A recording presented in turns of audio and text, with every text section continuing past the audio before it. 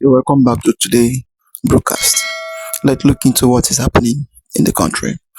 According to the headline, it says International Criminal Court petitioned over selective prosecution of tribal hate in Nigeria. It is high time for the international body to come in because of the hate and because of the issue of tribal persecution that is in Nigeria. The way it is in Nigeria today, it is beyond repair. Just like what happened recently, that the Nigerian police were talking to a man that came back from US because of the man is not an Igbo. He's there threatening him. If Adibin is an Igbo man, he would have do this, he would have do that. That is how it is. And then arresting this man, the Tinubu wife, Remi Tinubu, because what we are seeing is an arresting officers while ignoring Remi Tinubu prove Nigeria is a failed state. Arresting those officers and ignoring Tinubu is a sign to tell you that they know what they are doing and they don't. In fact, it's a sign to tell you that Nigeria is a failed state. That is how it is. You cannot go around arresting a policeman or arresting people that talk because of. But when those people in the government or in the presidential power speak against those people, those also tribe, then you will now ignore him because of they are from president. In fact, I would like you to watch this video. Okocha, he explained a lot of things concerning this injustice and this tribal hate that is in Nigeria right now, and what it is now resulting to, both national and both international. Just watch and you understand what is going on. The country is about to watch, like, subscribe, and share for everyone to see things going on in the country, and then give your thoughts concerning the international body, if it is due for them to come in to look into what is happening, or if it is not. Good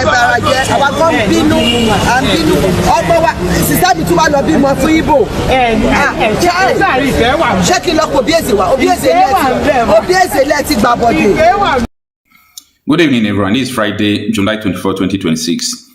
It is a breaking news that 4 officers has been arrested due to the viral video of that police officer along Lagos Road that told a traveler that if you happen to be an Igbo man or an Igbo person, I would have detained you. So, this thing has been causing controversies on the internet space. So 4 persons have been arrested. Now, this video I'm making, is not to say that these people don't deserve to be arrested or to be dismissed. They deserve it. Yes. But I just want to say that these people are not the problem. Now, if someone could be arrested and probably be sacked from his work because of the comment he made saying that if an Igbo man, I would have arrested you, that is bad, condemnable. What about Tinubu's wife? Remi Tinubu, a senator, a pastor in the Redeemed Christian Church of God. She was caught on camera and she knew they were videoing. She said, bring the camera, video me. And she was talking so many things against Igbos, saying that they will chase Igbos out and take their properties, all those things. Between what this policeman said and what Remi Tinubu said, the video is in the internet. Which among them is more grievous? Threatening to push people into lagoon, to kill people, to take their property, to send them away. And a senator of Federal Republic was saying that with that one, this policeman said, which one is more grievous? It is Remi Tinubu's own. Why was she not arrested? Is she not your first lady today? Is she not going everywhere on around doing what she's doing? Tell me the differences. Now, you know me. You see, people think I'm controversial. I'm not controversial. I am just a kind of person that like to deal with the root cause of the problem, not what you are seeing, the result of the problem. Okay? Like there is a problem. The problem is not about these police people. The product of what these police people are seeing is what you'll see, even during election, you will see so many people say, do you want me to leave Yoruba man and go and vote for Igbo man? Do you want me to do so? No, all those kind of things, they are not good. You understand? And I think I can say that these people are just minority. It's not all Yoruba people that are like this. It's not all Yoruba people that are doing this. Even in other tribes in Nigeria, including the Igbos, you will still have people who are like that. You understand? So this thing is not just only for the Yoruba people. No. But what I'm trying to say in essence is that there is an Igbo problem in Nigeria, and we must deal with the root cause of the problem, not just chasing clouds. As I said before, I am not supporting what these police people said. Okay, I am not supporting what they said, what they are doing. No, they should be dismissed. They should do with them what they want to do with them according to the law. But what about Tinubu's wife? What about so many people that came say on those people that have said a lot of anti-Igbo words, statements in the time past?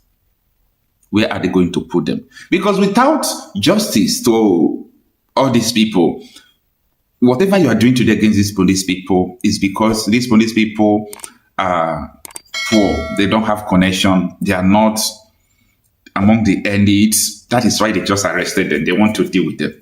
What about what Tinubu's wife said? You see why Nigeria not feel good? Nigeria not feel better? Now, because if somebody committed a crime, because the person is big, they don't do the person. So the justice system is zero. The justice system is only against the poor people. I am not backing these police people up for what they said. No, I've made a video condemning it, but I'm only asking questions. These policemen are only reacting to what senators and president wife are saying. That is what they are reacting, because they told them that, Igbos are push away people. You can push them and take their property. So these people, they are victims. You can always extort them. You can put many checkpoints for people who are going to the east. They have money. They are business people. Connect it from them. But if you are going to the north, don't put it. Nigeria don't feel work like this. You understand? We can be doing trying and error.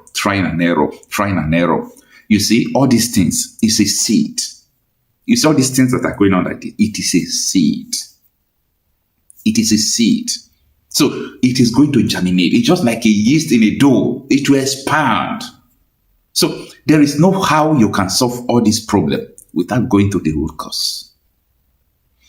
See, someone who removed history from Nigeria curriculum, the person did it because the person wants maybe Nigeria to be one. You see, if they are teaching history in Nigerian schools, if people concentrate on history, you will understand that Nigeria have no business being one country. What happened before independence? Before independence, because Nigeria is about to have independence, they started killing people from the south and the north. What do? Because they feared that, these people are about to dominate. They started killing. So the killing started very long time ago. The hatred, it is called incompatibility. It is called incompatibility.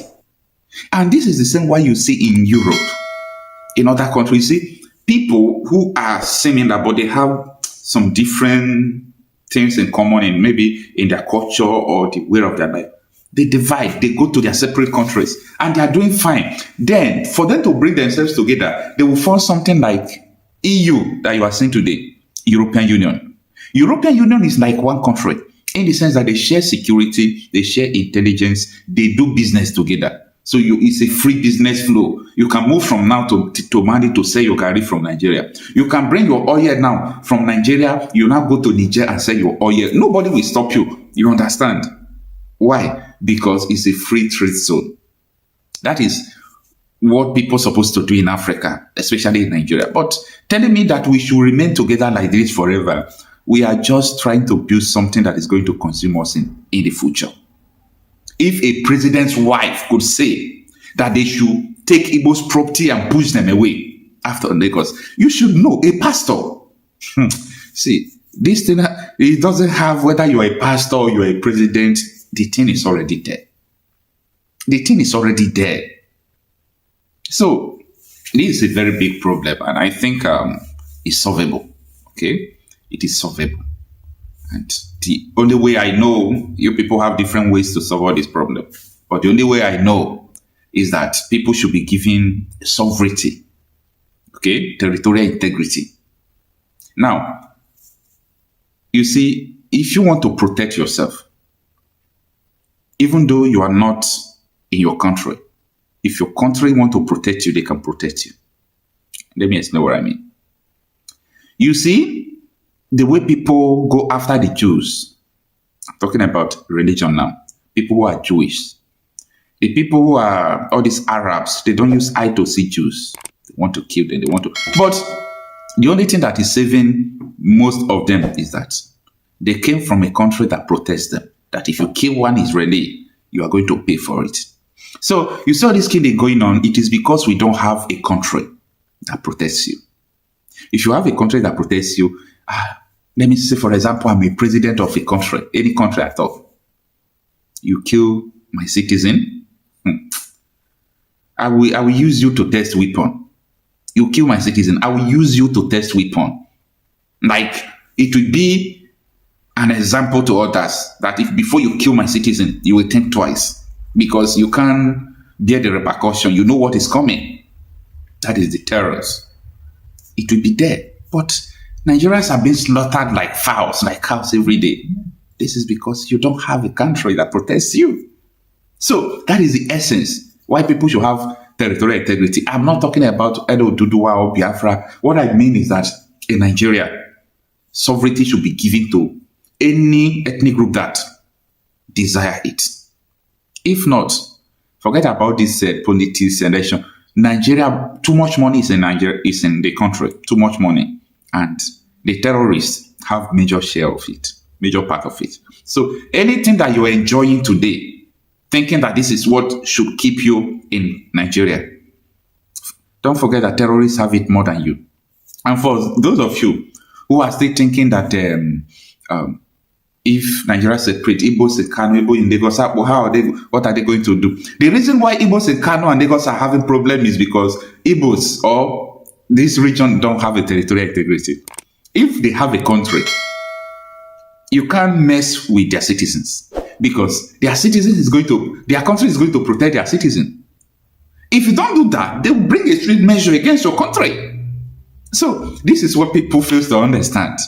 You will be more safer as an Igbo man in Lagos and in the northern Nigeria if you have your own country. This is what people are not putting into consideration. But anyway, this is a tax that is going to be difficult. It's going to be difficult. Nobody wants it. They just want the killing to continue. They just want Nigeria to be like this.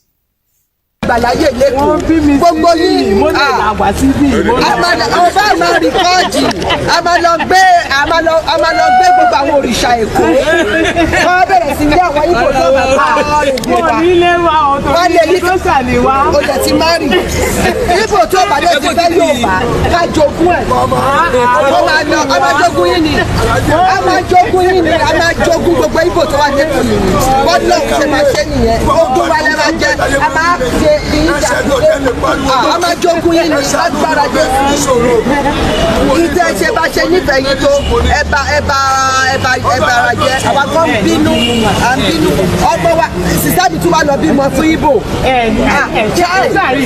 ṣé kí n lọ kó Obieze lẹ́ẹ̀ ti gbà bọ̀dé olórí Obieze lẹ́ẹ̀ ti gbà bọ̀dé ó fi lọ mú kámẹ́rà wá lọ plé ẹ̀ ti gbà bọ̀dé a máa jogún yìí ni àwa la máa jogún yìí àgọ́ wa ló máa dáàdì ẹ̀ a máa jogún yìí láìsẹ̀ pé yìí nìkan ni aráàlú Haúsá wà bí àgbà wọn láyè Kàlàbá wà bí àgbà wọn láyè ẹ wá ń bèrè pé báwo ni tí wàá ṣe jẹ́. Oh yes, you all have seen everything that is going on.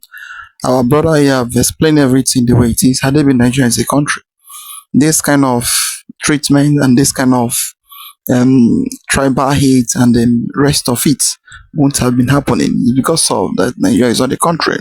That is why those things is happening every day and nothing the government is doing. And the worst part of it is that it used to come from the government. It used to come from the top officials, not from the local, because had they been just ordinary person that is working on the street, say, I will do your tribes or so something. Before you know, the police will come and carry you, or the soldier will come and pick you. But it is coming directly from the presidency, from the presidential seat of the country. Whenever all those things happen, it will become normal. it will be, and it is from there all those things used to happen. They'll tell you that this country, the nepotism and the hate, tribal hate that is in the country, it is beyond what we can even think of. That is why we are saying that it is better for Nigerian to divide. Let every zone be on its own than for Nigerian to be like this and be claiming that they are in unity when they know that they are not in any unity. Remi Tinubu, this last video, she talked a lot of things concerning the Igbo, though she used Yoruba to talk some of them, to talk it, but everything she said there, it is against the Igbo. That's what she said there. Everything she said there. Just imagine. And I would like you to watch the video concerning the forged letter that is coming from Tinubu, and also the order the U.S. Congress has given Tinubu for him to fast and release Nnamdi Kanu. This Biafran activist is going to explain a lot for us things that is happening in U.S. and the Congress House as it is. So as you're watching, like, subscribe, and share for everyone to see things happening in the country.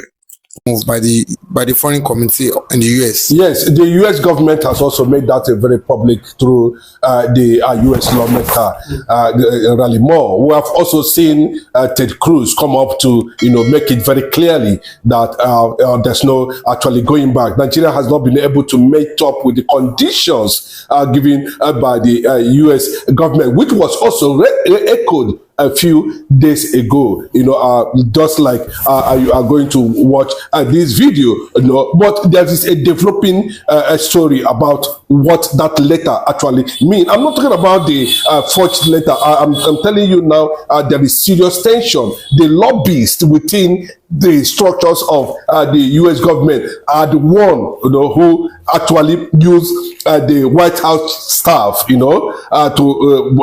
publish a letter that was written to a fellow president that was not signed. Trump is already, angry. But in the development, according to the motion and the bill that is already in motion now in the United States of America about Biafra and the release of Nnamdi Kanu has been echoed by the House Committee on Foreign Affairs headed by James John. And in that process, we noticed that Mike Waltz, and his colleagues also made it very clearly that there is a particular letter that has been sent to, the same letter that has been sent to, a United Nations, and that we learned allegedly or reportedly that have been copied to Aso Rock. That means Nigerian government have been hiding, an official break-up letter that has been delivered to Aso Rock. Most of these things now we are being revealed, and that is why the U.S. Congress is already, mandating the United Nations and to the Guterres to act immediately. This is no longer, funny, because if you see what the U.S. is coming about with, it is sending a serious panic. That was why, on the process of what triggered the forged letter, published by Aso Rock that Trump has celebrated, or Trump has said something about, look at, we are still talking about that 12.5% tariff sanction has already been landed on Nigerian government for telling lies, for that forgery.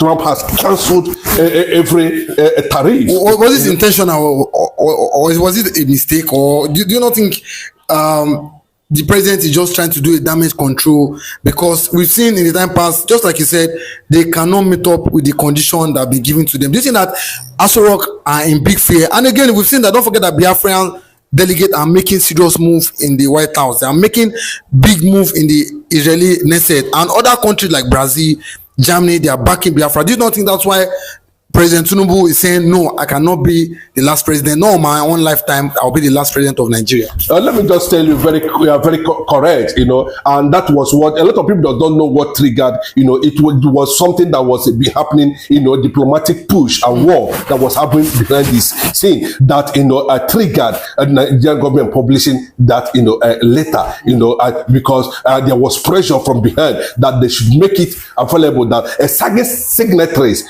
has been, seen or published or made public that has already signed for the breakup for Nigeria, according to what the U.S. Lawmakers and Congress is telling the United Nations, to compel Asurok to publish copies of an agreed breakup over the non-compliance of the conditions given in the past by the United States government, even before the bomb landed in Sokoto prison, in Sokoto, or the U.S. bomb landed in Sokoto. They have been given conditions on that, but Nigeria has not been able to fulfill that. But you see, this is actually what triggered what we are seeing now. The former NATO chief Walid Ferez, we are seeing, Mike Was, we are seeing what is happening in the Congress now, and from what we've gathered, Nnamdi Kanu and Nelson Mandela has made history. Bola Ahmed Tinubu's name is not there. In fact, Nnamdi Kanu has broken the Guinness Book of Record as being among the blacks, the first blacks to be discussed in the Congress. After Nelson Mandela, the next person is Nnamdi Kanu. Then, if Nelson Mandela can get freedom for people of South Africa, Nnamdi Kanu can equally get freedom for Biafra, because today the White House correspondence, has entered it as a history. Nnamdi Kanu and Nelson Mandela is the only two blacks in the history of America, 200 and close to 300 years of history of America, 1879, to have been, discussed in the Congress. Nnamdi Kanu has made history. But let me come to that to also, inform you what is going on. Today, the United Nations and also the American allies have ordered that the former NATO chief, launches International Freedom Coalition, as organization, which has also been launched. It has also been launched, and what does International Freedom Coalition actually stand for? Is that means Biafra is becoming is building a formidable ally. It's not just going to be a nation that is going to just to emerge. They are making it solid as a potential ally for many countries associated with Israel and America allies. And that is why the U.S. government has signed Biafra into International Freedom Coalition. That International Freedom Coalition is being led by a man called Walid Ferez, who happens to be a NATO chief and of course a pro-Biafran European lobbyist. So back to the issue we are actually talking about, that United Nations is waiting for Asurok to publish a letter that has been sent to them, which we are signatories to issue of a breakup, and that is actually what is going on now within the circle of leadership in Asurok and of course in Washington currently now. But we saw what John James said yesterday. He said that Sharia must be and do away with. But do you think that the Sultan, do you think that the Nigerian government led under Bola Ahmed Tinubu will discard and finally do away with Sharia law? Because we've seen the Sultan Sokoto saying that the US government don't have what it takes to tamper on Nigerian constitution. Do you think that Tinubu will do away with Sharia law in Nigeria? That would be very difficult for Bola Ahmed Tinubu, and I can tell you that Bola Ahmed Tinubu might not likely want to stand that pressure, and I can see he's even finding his way now, because no country can go against the United States of America. The Nnamdi Kanu's release case, has become an American issue currently now. It is, yes, a lot of people say there may be delay. Why haven't they taken action? It took America 46 years or thereabout to warn Iran of what is happening today. 46 years. They will be giving you time. The day it will happen, it will happen. But one interesting thing about Biafra is that it is something that will no longer be that is connected to lives. And we're recording that 219 Christians are being killed on daily basis across Nigeria. 219 Christians are being killed on daily basis across Nigeria or more. So on that note, Biafra becomes, a refuge to save Christians and a refuge to, allow Christians in Nigeria to have their own nation. So it will come quicker based on what is happening now. And the more they are making it public, the European Parliament are also discussing it. Then they are now looking at, you see, that's what makes Nnamdi Kanu very significant. This case is very significant. The more they are discussing about Christian genocide, the more they are discussing about Biafra, the more they are discussing, the release of Nnamdi Kanu and Simon Ekpa at the end of the day. And remember, though we will come to the issue of Simon Ekpa and definitely what is going to play out, definitely. So Tinubu, in his panic, unknowingly published a fake letter, to just create an impression. But, this is not what we ask you to publish. What we ask you to publish is the official letter that was written, which Asurok we are signatories to. Since you have violated the rules and regulations and conditions of continuity as a nation, unity in Nigeria as a nation, for Nigeria to continue as a nation, without breakup, has been flawed.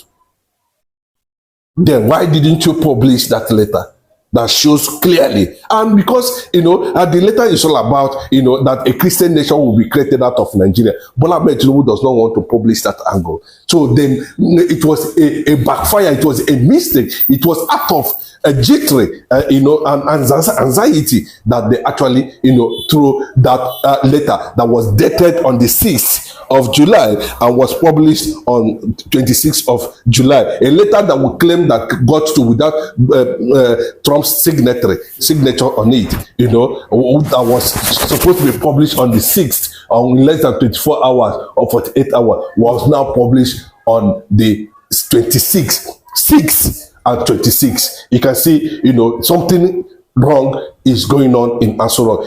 Total confusion, and that is what it is at the moment. Now, Bola Ahmed Tinubu is seeking through liberation through the back door, and it's becoming tighter and tighter. I can tell you, Donald Trump you are seeing today is unpredictable. You cannot predict Donald Trump. Donald Trump can wake up anytime, any day. The happenings between Israel, Iran, United States, and other within the Middle East tells you, that Donald Trump, is neither here nor there. He can decide to do anything at any point in time. But now that we're having a lot of Republicans in the Congress who are guiding the principles of recognition of Biafra in the White House, taking it step by step. If I give you the, one of the functions of James John in the White House, you'll be surprised. One of the functions of James John in the White House as the committee chairman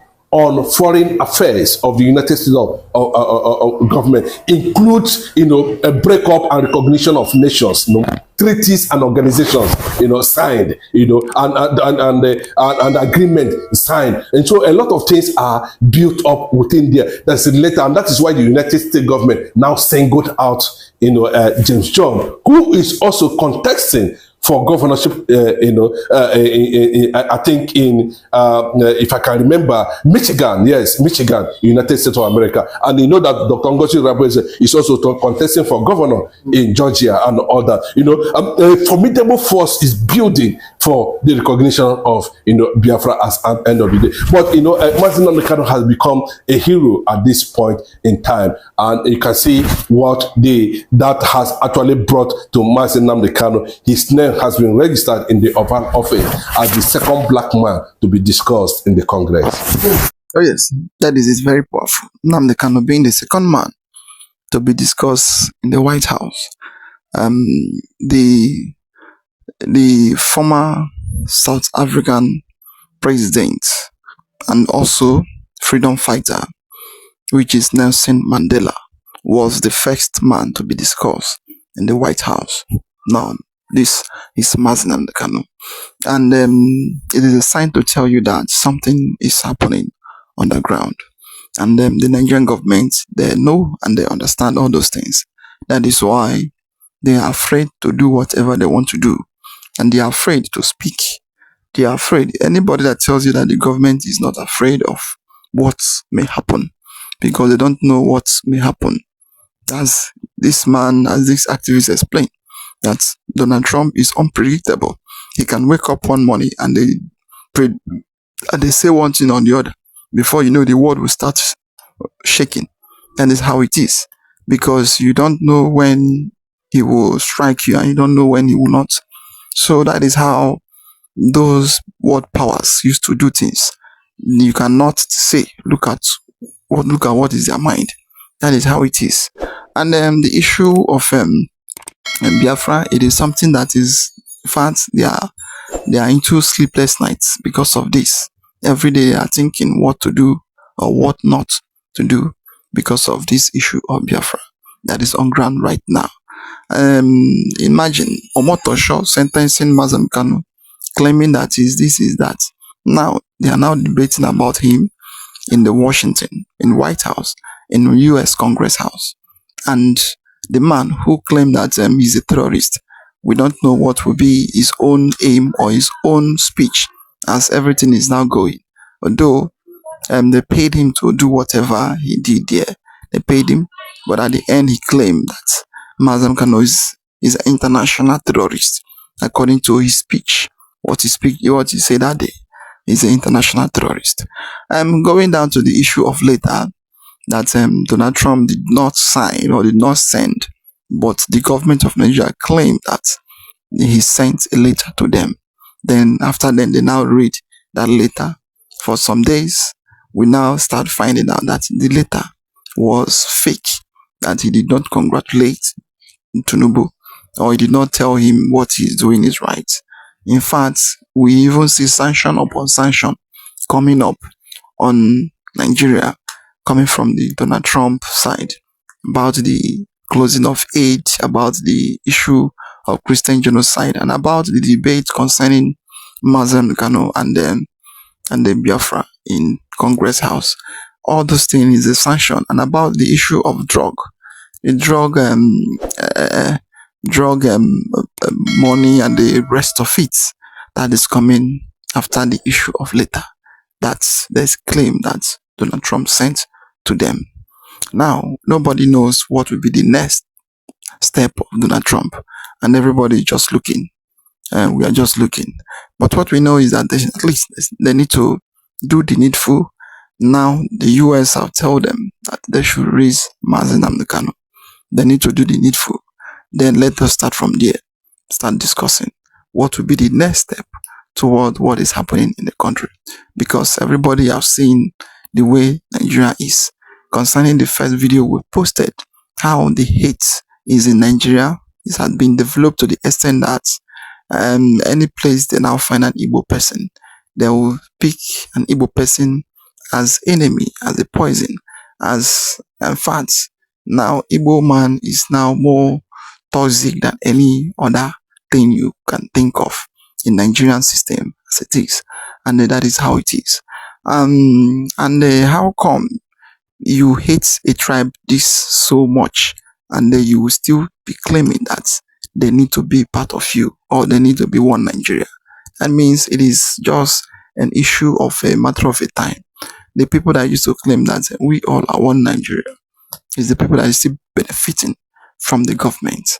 Because once you're still benefiting from the colonial masters and from the government and from the Fulanis that put you there, then everything that you are saying will be for their own benefit. But if you are not, the way the country is today, everybody is crying up and down, poverty everywhere. It is then you understand that Nigeria is not meant for you. Nigeria is meant for one particular people that is up there to enjoy and to live their life, to lavish the money and they exhaust everything outside of the country, but keep you poor and poor every day. I would like your comment down below, like, subscribe, and share for everyone to see things going on in Nigeria. Say thank you for watching.